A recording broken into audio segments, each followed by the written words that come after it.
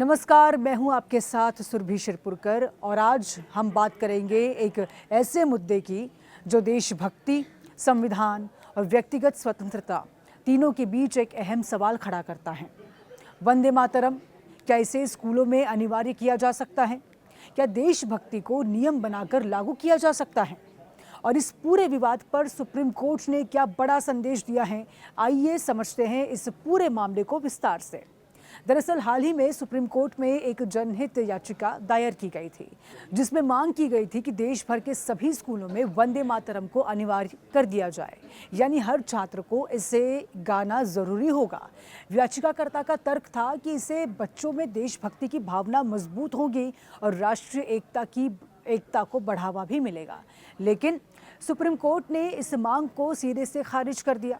Court ने अपने फैसले में साफ कह दिया कि वंदे मातरम का सम्मान होना चाहिए और सम्मान करना हर नागरिक का कर्तव्य है, लेकिन इस गाने के लिए किसी को भी मजबूर नहीं किया जा सकता। ये फैसला सीधे तौर पर संविधान में दिए गए मौलिक अधिकारों से जुड़ा हुआ है, जिसमें हर नागरिक को अभिव्यक्ति की स्वतंत्रता और अपने धर्म का पालन करने की आज़ादी भी दी गई है। कोर्ट ने यह भी संकेत दिया है कि अगर किसी व्यक्ति को आस्था या फिर व्यक्तिगत विचार इस गीत को गाने की अनुमति नहीं देते तो उसे बाध्य करना संविधान के खिलाफ होगा।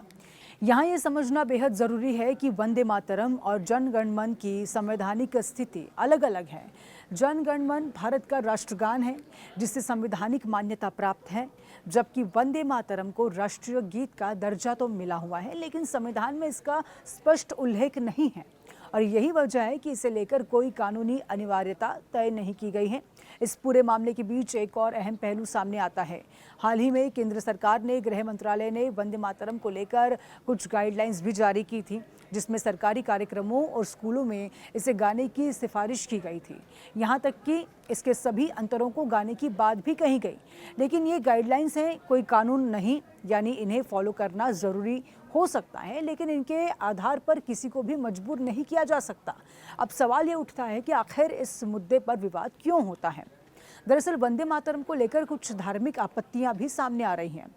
कुछ समुदायों का ये मानना है कि इस गीत में भारत माता को देवी के रूप में दर्शाया गया है, जो उनके धार्मिक सिद्धांतों से मेल नहीं खाता।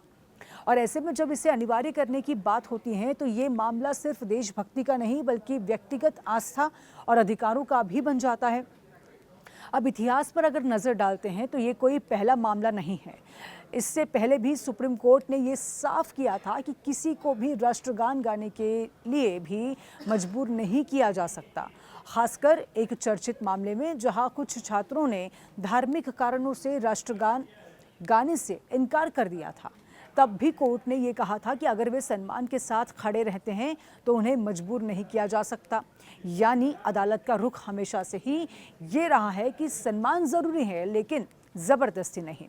इस पूरे फैसले के ज़रिए सुप्रीम कोर्ट ने एक बहुत बड़ा संदेश दिया है, और वो ये है कि देशभक्ति कोई आदेश नहीं है, ये भावना है। इसे सिखाया जा सकता है, समझाया जा सकता है, लेकिन थोपा नहीं जा सकता।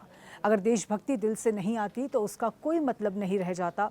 आज के दौर में जब हर चीज़ को नियम और कानून से जोड़कर देखा जा रहा है, तो ऐसे में ये फैसला एक संतुलन बनाने की कोशिश भी है, जहां एक तरफ राष्ट्रीय प्रतीकों का सम्मान बना रहे और वहीं दूसरी तरफ नागरिकों के मौलिक अधिकार की भी सुरक्षित रहें। तो कुल मिलाकर सुप्रीम कोर्ट ने ये साफ कर दिया है कि वंदे मातरम देश की भावना है, उसका इतिहास है, लेकिन इस गाने का फैसला हर व्यक्ति का अपना होगा। कोई मजबूरी नहीं होगी, कोई दबाव नहीं होगा। देशभक्ति अगर दिल में है तो वो अपने आप नजर आती है।